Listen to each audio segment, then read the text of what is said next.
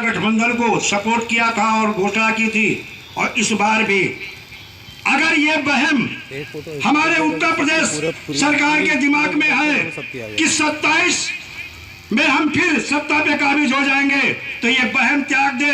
ये तय है, चाहे गांव-गांव, गली-गली हर व्यक्ति से मिलने का काम करेंगे, और एक ही काम करेंगे, अगर हमारा भुगतान सुनिश्चित नहीं कराएंगे तो सत्ता परिवर्तन होके रहेगा, दुनिया की कोई ताकत नहीं रोक पाएगी। रमेश सिंह जी जिंदाबाद, रमेश सिंह जी जिंदाबाद। और साथियों, हमारे माननीय सांसद उज्जवल रमण सिंह, जो कि पहले हम मिलने शुरुआत में आए, लेकिन सर से मुलाकात नहीं हुई, उस समय दिल्ली थे, और हम सर जी के पिताजी से मिले, जो कि पहले भी हम बटला पैलेस में जब इनका बंगला था, हम वहाँ कई बार गए हैं, मुलाकात की। जैसे उन्होंने देखा, हमें पहचान भी लिए। और मैं एक चीज़ आप लोगों से आज बता देना चाहता हूँ, अगर संसद में सांसद जी आपकी आवाज़ उठाएंगे तो ये नहीं कि हमारा हित हो गया, हमारा भुगतान हो गया, हम भूल जाएं। ऐसे व्यक्ति को कभी नहीं भूलना चाहिए। हमारा संगठन, हमारे संगठन के जो पीड़ित कार्यकर्ता जमा करता है, वो सदैव आपके साथ खड़े रहेंगे। लेकिन जिस कानून की अक्सर हम लोग चर्चा करते हैं, श्रीमान जी से कहेंगे, माननीय सांसद महोदय से कहेंगे, वो कानून कोई और नहीं है। वर्ष 2019 महामहिम राष्ट्रपति महोदय द्वारा अध्यादेश लाया गया, पार्लियामेंट से यह बिल पास हुआ, संपूर्ण भारत में यह कानून लागू हो गया। उत्तर प्रदेश में 12 नवंबर सन 2021 उपलब्धि आपकी है। और एक चीज ये भी थी, जैसे बिहार गए थे, 2 अप्रैल को हमारा प्रोग्राम जंतर मंतर पे होता है, जहां 5 सांसद हमारे साथ हमारे मंच पे आते हैं, जो कि सुदामा प्रसाद जी, दमन के सांसद राजाराम कुशवाहा जी, ये सारे लोग मंच पे आते हैं। 2 तारीख को हमारा प्रोग्राम होता है, और 3 तारीख को संसद के सामने 5 सांसद हमारी पीड़ा को उठाते हैं और धरना प्रदर्शन करते हैं। लेकिन उन्होंने भी एक ही बात कहा था, संसद में हम लड़ेंगे, लेकिन आपका पैसा डूबा हुआ है, यह आपकी पीड़ा है, आपकी जिम्मेदारी बनती है। संसद में हम लड़ेंगे, लेकिन रोड पे आपको लड़ना होगा, तभी भुगतान सुनिश्चित। केवल हम अपनी पीड़ा को, केवल हम जिम्मेदारी सांसद महोदय को दे दे तो ये सही नहीं है। आपको इनके साथ खड़े होना होगा। जिस तरह लोकसभा चुनाव में हमने संयुक्त निवेशक मोर्चा बनाया था, 22 संगठन हमारे मोर्चे में है, और 22 संगठन जो मोर्चे में है, जहां हमारा संगठन उत्तर प्रदेश से हरियाणा के साथ महाराष्ट्र में 3 जगह हमारा संगठन संयुक्त निवेशक मोर्चा का मौजूद था। और जहां बीजेपी ने एक बात कही थी, हम 70 से 75 सीटें यूपी में लाएंगे, और समस्त जितने भी हमारे संयुक्त निवेशक मोर्चा के संगठन थे, उन्होंने सत्ता के खिलाफ मतदान किया और नारा दिया कि हम सारे लोग मिलकर के सत्ता के खिलाफ मतदान करेंगे, और जो विपक्ष में है उनको जिताने का काम करेंगे।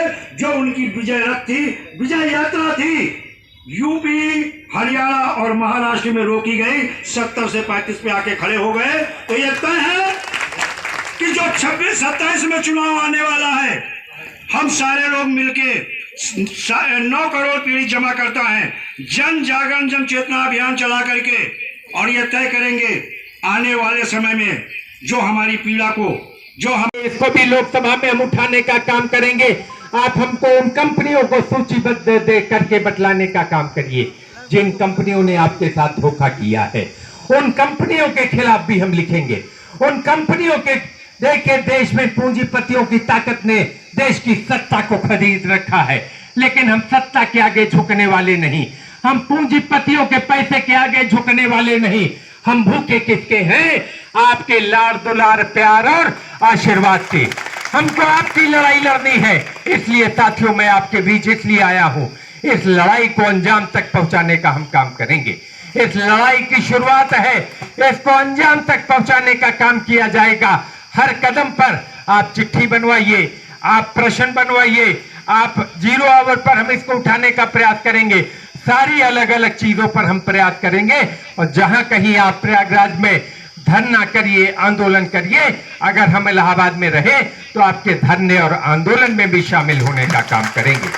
लेकिन साथियों, ये लड़ाई, जैसा कि रमेश सिंह जी ने कहा कि लड़ाई लंबी है, हम लोगों को लड़ना है, हमारे जज साहब भी हैं, हम पूरी सूझबूझ के साथ लड़ेंगे, पूरे तर्कों के साथ लड़ेंगे, पूरी न्यायिक प्रक्रिया के विधि विधानों को पालन करते हुए लड़ेंगे और इस लड़ाई को जीतने का काम करेंगे। मन में अगर मंशा हो तो कोई आपको आगे बढ़ने से रोक नहीं सकता।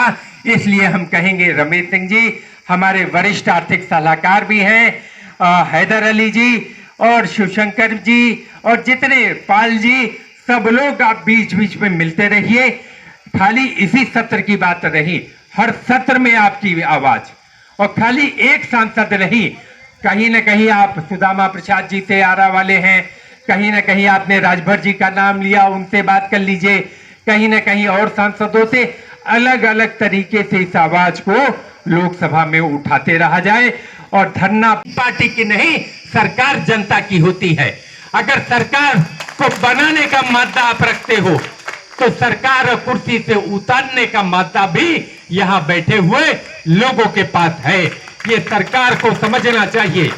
सरकार अगर आंखें बंद कर ले, सरकार अगर कहीं ना कहीं कान में रुई डालकर बैठ जाए, उसकी इतनी मजबूत ललकार हमारी होनी चाहिए कि दिल्ली हिल जाए और उसको लगे कि 42 करोड़ लोगों का जो पैसा मारा गया है, उस पैसे को अगर हम वापस नहीं कराएंगे तो दोबारा हम सत्ता में वापस नहीं आएंगे। सरकार क्या करती है? सरकार जब चुनाव आता है तो हिंदू मुसलमान करती है, सरकार जब चुनाव आता है तो मंदिर मस्जिद करती है, सरकार जब चुनाव आता है तो चुनाव में बेईमानी चुनाव आयोग के माध्यम से करवाती है।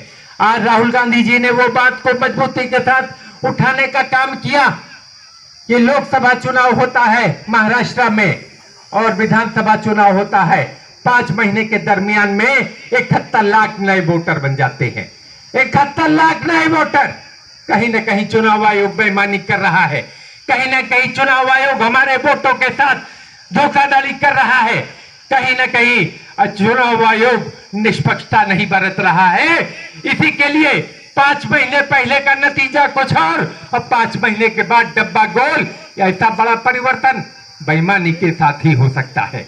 इसलिए मैं कहना चाहता हूं, ये सरकार आपकी आवाज को दबाने का प्रयास कर रही है, लेकिन मैं संगठन के लोगों को विश्वास दिलाना चाहता हूं, आज 5 नहीं 50 सांसद आपकी आवाज को लोकसभा में जिस दिन उठाने लगेंगे, उस दिन केंद्र सरकार मजबूत हो जाएगी। आप हर जगह के अपने सांसद को पकड़िए, तैयार करिए, और हम आपकी इस लड़ाई को लड़ने को तैयार हैं।